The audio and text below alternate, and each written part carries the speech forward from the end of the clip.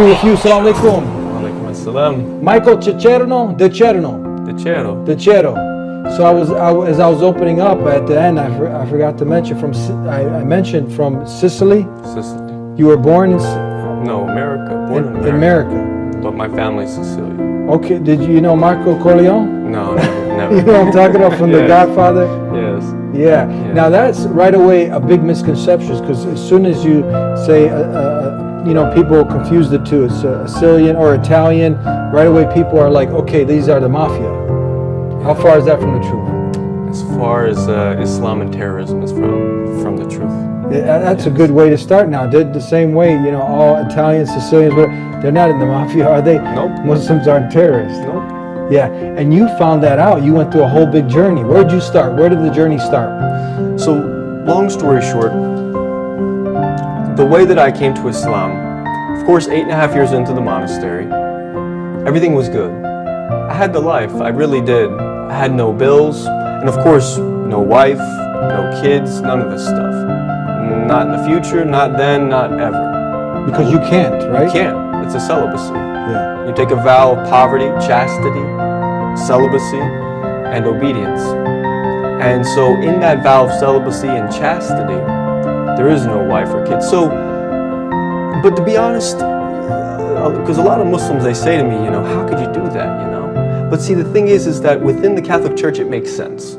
Outside the Catholic Church, it doesn't make sense to live that lifestyle. So I'm living this lifestyle. I'm very comfortable with it. I feel good. I'm feeling positive. Okay. Now, 8.5 years in, one day I had to go to a church near the monastery that I was at. And when I was coming out of the church, I ran into a Muslim. Not intentionally, just by chance. And when I came out that church, and he was there, and he wasn't waiting, but we just crossed paths.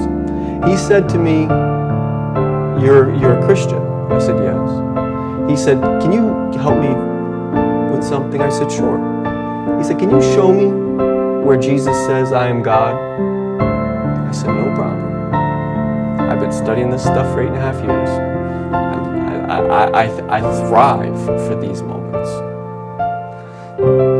So I go to different verses of the Bible. Too many for me to quote right now.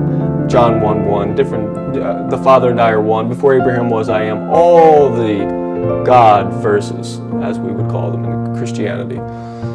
So I spit them off to him, try to give him the context and what they say. And he says to me, and this brother actually, come to find out, he was actually ex-Catholic or ex-Christian who was very knowledgeable of the Bible.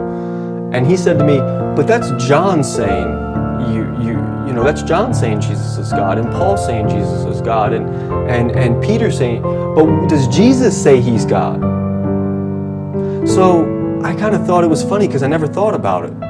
When I accepted the Catholic Church and the Christian belief when I was 17, it was because I was desperate for something and they told me this is who God was. I didn't think about it. I didn't even want to think about it. I just accepted it. But this was really, maybe it's stupid me, but in 8.5 years, it was the first time I really thought, does he actually say that? Does he actually claim this kind of divinity that I give to him? So that night I went home and I really was thinking about it.